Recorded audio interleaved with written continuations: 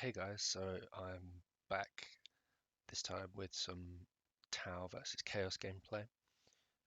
This is on Shrine of Excellion, and I'm against a player called Scouty, who's a very high rated Chaos player. He sits at about 2200. It's definitely a very worthy opponent.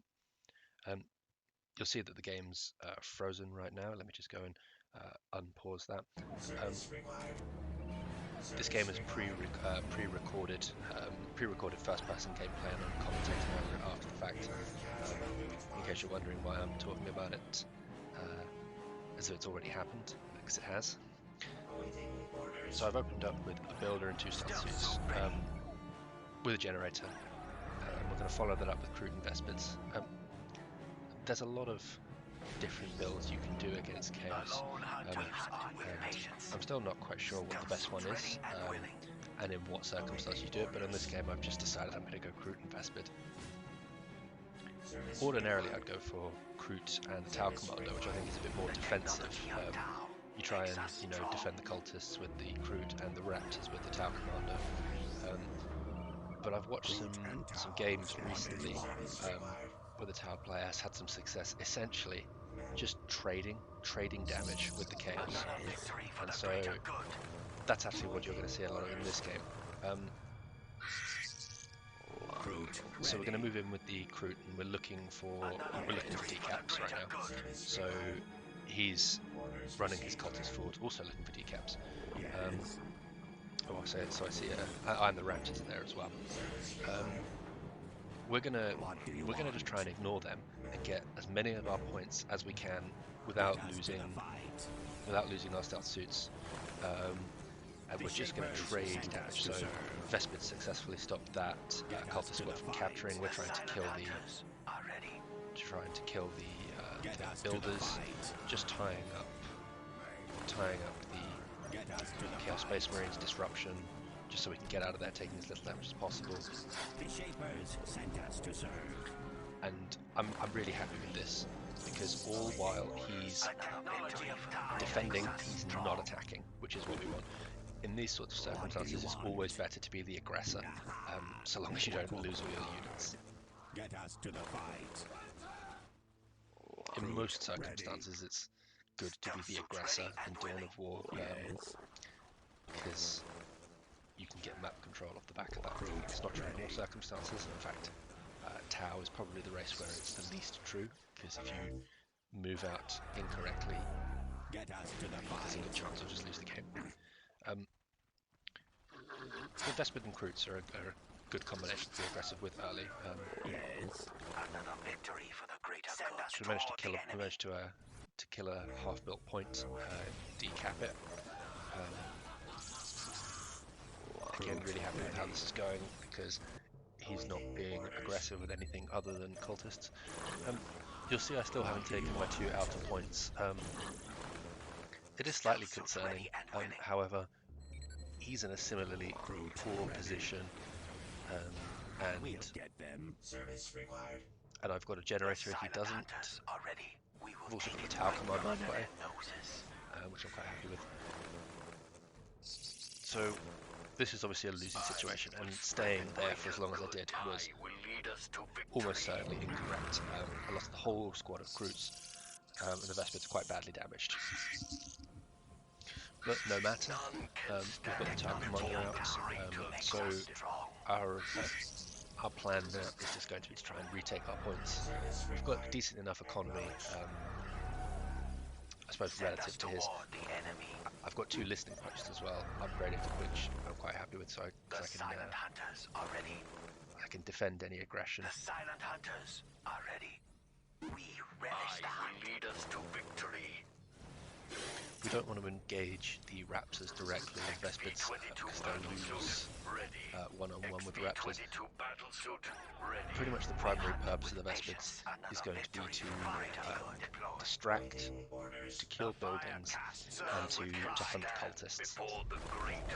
We can also bring them in to tie up ranged units and to disrupt, but what we definitely do not want to do is engage any kind of melee units. But see, Scouty, he's following the Vespids around, I suppose because he has to. But that gives me some room to move forward with some other units. And I managed to be able to kill his builder, and it looks like I might be able to take that relic in the top right corner. Although now there's obviously the chance that he can pressure me on the left-hand side. But we can just continue to distract him with the Vespids, and he's going to have to keep chasing them, keep defending them. Very strong unit, Vespids, simply because of how mobile they are with 3 jumps. I think that's the most in the game. But they were on very low HP from that early engagement, and unfortunately I lost the Vespids. But on the plus side, we've managed to take both of the relics, and we still haven't lost any stealth suits. Yes. Good that I was watching that particular location where I might have lost a stealth suit.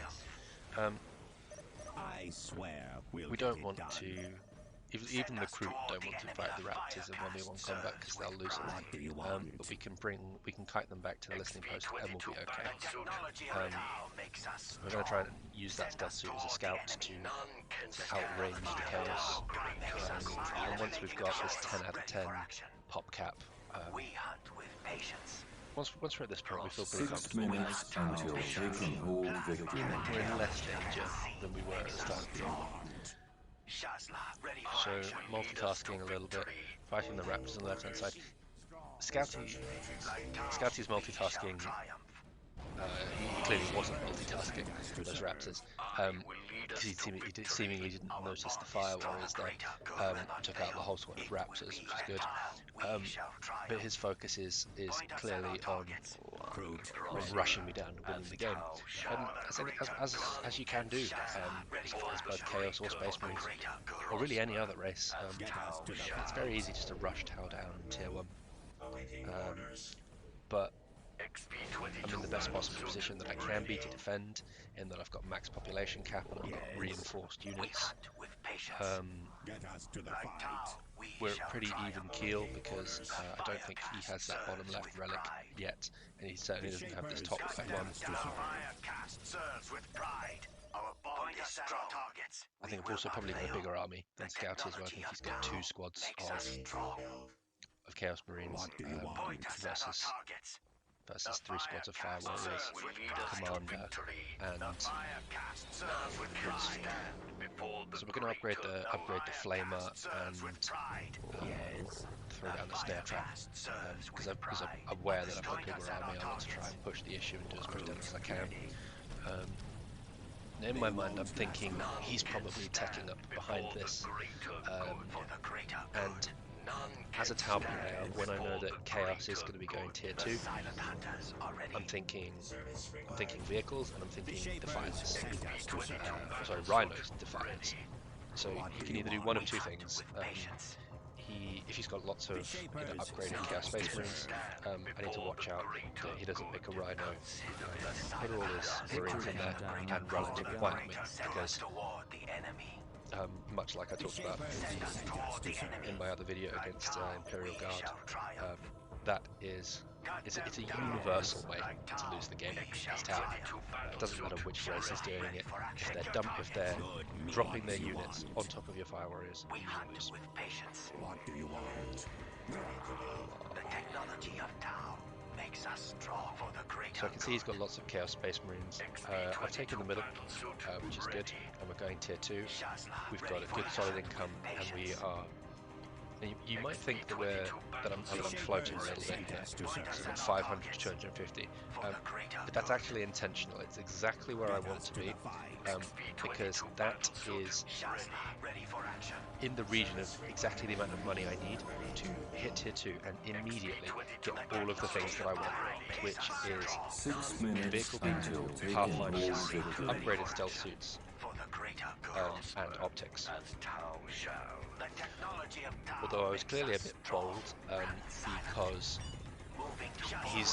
Scouty probably wasn't teching, and is instead invested in huge amounts of Chaos Space Marines, and is just going to try and win the game in Tier 1. A very good strategy, but I think my economy is good enough to defend against that, and with Tier 2, I should be okay as well. He's not liked his chances and has pulled away, which leads me to think maybe Defilers and Rhinos aren't on the way as quickly as they might otherwise be, and I'm now going to try and be aggressive with those Steel Suits elsewhere.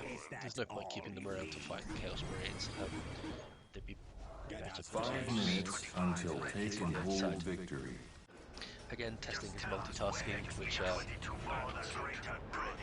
he's already shown that he's struggled a bit with, losing the practice quite at the beginning. But that's not to say I haven't done any better. I lost a whole Groot squad and my Vespins stuff. The Shapers sent us to serve. Fire Warriors aren't particularly spread out. It's always a good idea to keep your Fire Warriors spread out as a general rule, but at least we are taking advantage of the terrain. Get us to the fire. So I remember when I saw this in the actual game, I was very surprised that Scouty hadn't recaptured that point.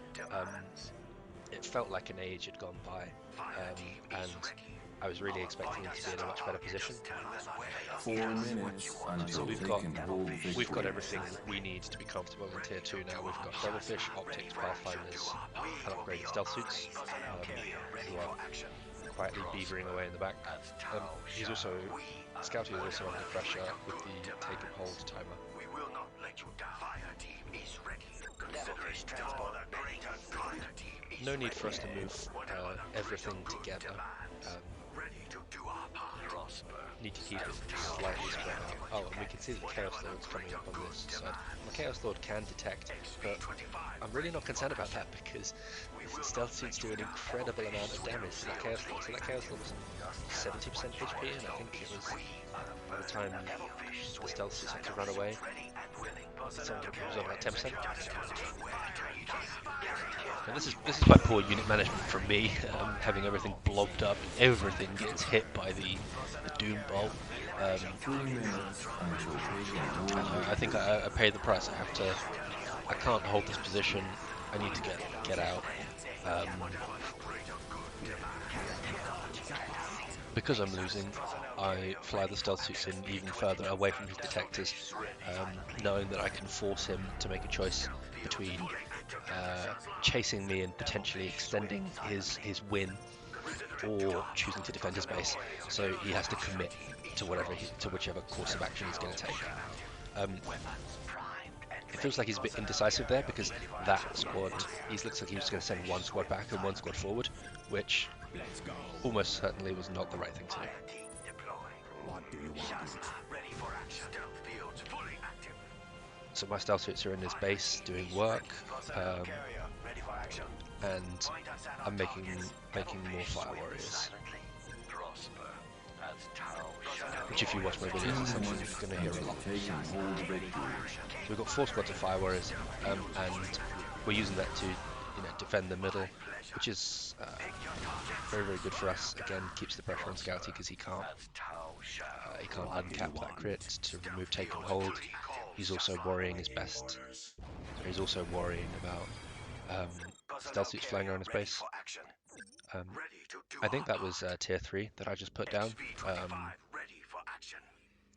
Again, probably going Kion. So right now, with the take and hold timer running down, it's become quite clear to me that take and hold is what I can rely on. I'm just going to camp and defend the middle and force him. He doesn't have rhinos. He can't power on into me yet. He might have rhinos soon, but if he were to just run at me, that would not be an effective strategy. So we're spamming the traps on cooldown. Oh, okay, so he does have a rhino. My Stealth Suits are out of position. to stun it. Ideally, I should have had them ready to stun on the way in, and so we now need to run the Fire Warriors out. Now we're not overly punished because we've got the Devilfish to reposition, and all I want to do 30 is seconds keep them so until they're in range of the taking crit. hold I don't want to let victory. him decap the crit, and I think ultimately I've got more army than he has, and I'm just able to win the game. So I remember that when I played this game, I was surprised that his economy was as low as it was. I was expecting him to have much more, but it seems that the harass at the start with the Vespids and the Kroot did enough to set him back, even though we did end up losing them. Um, the more important thing is that we were able to get our points, get a decent economy, and progress to tier 2. As when you, as a Tau player, when you get to tier 2 and tier 2.5, that's when your units really start to shine. All right, guys, thanks very much for watching.